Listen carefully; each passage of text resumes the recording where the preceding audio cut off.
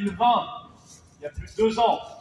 On était sur un banc avec un porte-voix, à l'époque sous les fenêtres du sinistre Véran.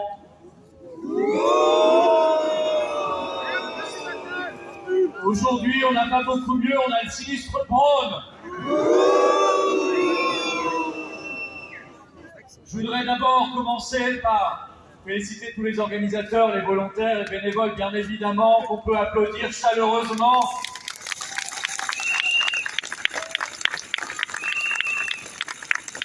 Et je voudrais signaler toute notre solidarité avec les soignants et globalement les lanceurs d'alerte actuellement attaqués.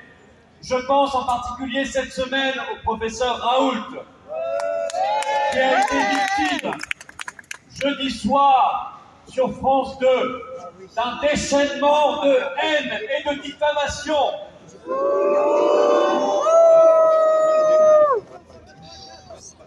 Même Agnès Buzyn, pourtant mise en examen sur le Covid pour mise en danger de la vie d'autrui, y est allée de sa critique et de sa haine.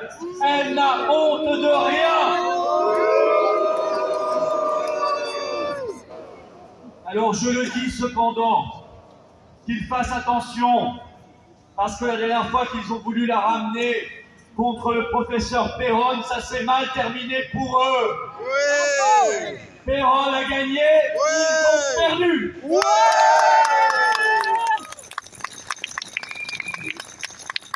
Plus ils attaqueront le professeur Raoult, le professeur Péronne et tous les autres, plus le peuple de France sera derrière eux. Oui. Ainsi que pour tous les médecins qui soignent et qui sont traînés devant le Conseil de l'Ordre, ainsi que tous les avocats, ainsi que tous les enseignants résistants, nous sommes en solidarité totale avec eux. Oui. Évidemment, il faudra dissoudre le Conseil de l'Ordre des médecins qui s'est gravement déshonoré dans cette affaire. Et il faudra que tous ces gens-là rendent des comptes. Et ça a commencé. Rendre des comptes sur leur incompétence, sur leur nullité, sur la mise en danger de la vie d'autrui, sur leur conflit d'intérêts et bien sûr, j'ose le mot, sur leur corruption.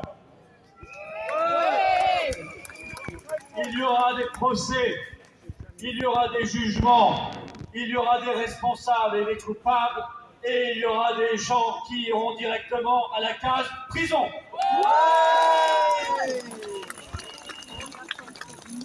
D'autant que ces gens-là n'ont aucune leçon à nous donner. Ils nous ont quand même dit hier, on n'est pas sûr de pouvoir passer l'hiver. Sortez vos pulls à col roulé, sortez vos doudounes, sortez vos bonnets, sortez vos bougies. On attend d'eau pour Les savoir. coupures d'électricité menacent. La France, il n'y a pas si longtemps, premier exportateur européen d'électricité. La France, d'EDF, premier producteur mondial d'électricité, il n'y a pas si longtemps, on reviendra au temps du charbon et des bougies. Tout ça parce que ces gens-là n'ont pas fait les investissements nécessaires depuis des années et des décennies. Tout ça parce qu'ils font aujourd'hui les sanctions anti-russes qui étaient censées, n'est-ce pas, monsieur Bruno Le Maire, mettre l'économie russe à genoux. Et aujourd'hui, c'est la France qui se retrouve à terre. Il faut arrêter ces sanctions. Nous voulons aller vers la paix, pas la guerre. Macron, ta guerre, on n'en veut pas. Macron, ta guerre, on n'en veut pas. Macron, ta guerre, on n'en veut pas. Macron, ta guerre, on n'en veut pas. Macron, ta guerre, on n'en veut pas. Arrêtons de suivre aveuglément les oukases de M. Zelensky, qui cette semaine, de manière irresponsable, a voulu déclencher une troisième guerre mondiale avec l'affaire du missile en Pologne. Il a menti. Il a voulu nous entraîner au bord de l'abîme. Arrêtons de suivre l'OTAN qui veut la guerre et l'Union européenne qui veut notre ruine. Pour la paix, pour notre avenir, pour l'avenir de notre vieux et grand pays, pour l'avenir de notre France, belle, rebelle et éternelle, pour l'avenir des futures générations, pour notre souveraineté de peuple, pour nos libertés. Quittons l'Union européenne et quittons l'OTAN sur le champ. Brexit, Brexit, Brexit, Brexit, Brexit, Brexit, Brexit, Brexit, Brexit, Brexit, Brexit, Brexit, Brexit, Brexit, Brexit, Brexit. Alors ils nous répondront: oh mais rassurez-vous, il vous suffira d'avoir un passe carbone. Rassurez-vous, c'est aussi simple que le pass sanitaire ou le pass vaccinal. Un petit QR code et hop, vous regagnez votre liberté. Je vous signale que lorsqu'on annonçait le pass carbone, il y a quelques mois, nous l'avons fait ici même, on nous disait complotiste. Cette semaine, c'est BFM TV qui a fait une soirée entière pour faire la pub du pass carbone. Comme d'habitude, nous avions raison, et nous avons raison. Et nous aurons raison. Nous aurons raison de ce dispositif.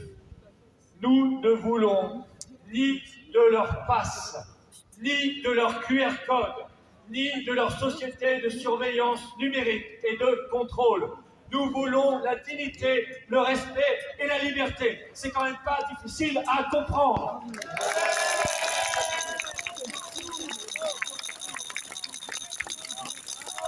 La vraie écologie, ce n'est pas de mettre un pass sur leur société de libre-échange qui ruine, qui pille et qui pollue.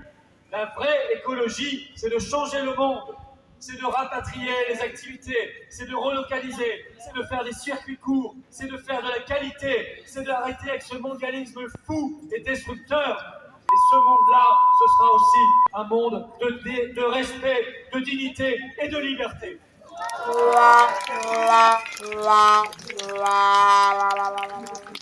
Bien sûr, je le disais, nous sommes sous les fenêtres du sinistre Braun.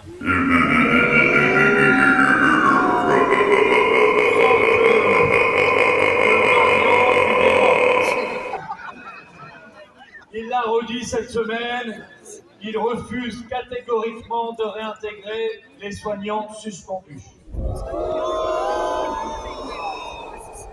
D'ailleurs, combien sont-ils? 15 000, 40 000, on ne sait plus, on ne sait pas. Et le fait même qu'on ne sache pas montre qu'il y a un gros problème. La France sera-t-elle dernière au monde à les réintégrer? Aurons-nous la lanterne rouge de la honte? Ils sont, ça y est, réintégrés à New York. Ils sont réintégrés depuis cette semaine au Québec. Ils sont réintégrés à Ontario, en Alberta. Ils sont réintégrés depuis le début du mois en Italie. À la fin de l'année, ils seront réintégrés en Grèce. Alors, il ne restera plus que la France de Macron.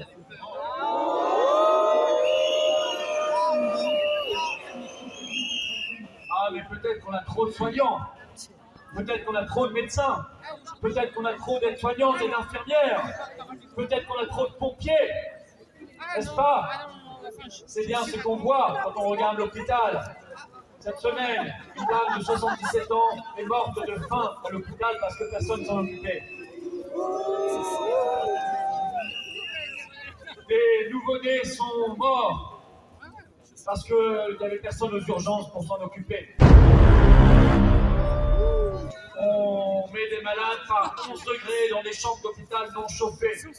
Les gamins à l'école par 11 degrés dans des salles de classe qui ne sont pas chauffées non plus. Et HLM également, où il fait 12 degrés, parce qu'il n'y a pas de chauffage. Alors, réintégrons enfin tous ces personnels suspendus. Et comme le disait Myriam Palomba, réintégrons-les en mode normal. Pas avec un test tous les jours dans le nez, pas avec un pass sanitaire. Non, ils veulent bosser, qu'ils bossent en mode normal.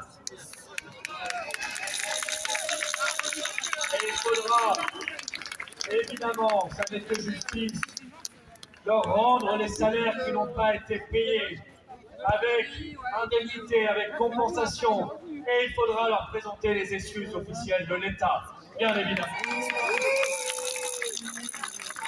Et pendant qu'on y sera, nous demandons l'ouverture d'une vraie enquête parlementaire sur les effets secondaires de ces injections. Nous le devons à toutes les victimes et à tous leurs proches. Je pense à Marc Boyer qui parlait avant moi. Nous le devons à ces milliers et ces milliers de Français et ces familles en deuil. Nous le devons au nom de la vérité. Pourquoi cette surmortalité de 15, 19, 20, 25% actuellement dans tous les pays occidentaux, y compris la France? Sans raison, nous dit-on. Mort subite de l'adulte. Ça n'existe pas. Il y a des causes. Quand des gamins de 15 ans, de 20 ans, des gens de 30 ans, 40 ans meurent subitement sans cause, ça mérite une enquête.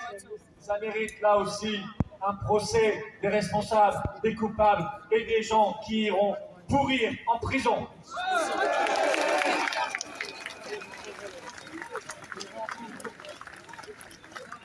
Ne les laissons plus nous dicter nos vies. Nos vies nous appartiennent, nos libertés nous appartiennent, notre souveraineté nous appartient, notre France nous appartient. Nous allons ensemble, unis dans la ténacité, dans le rassemblement, vers notre victoire certaine. Vive la liberté, vive la résistance, vive la paix et vive la France libre.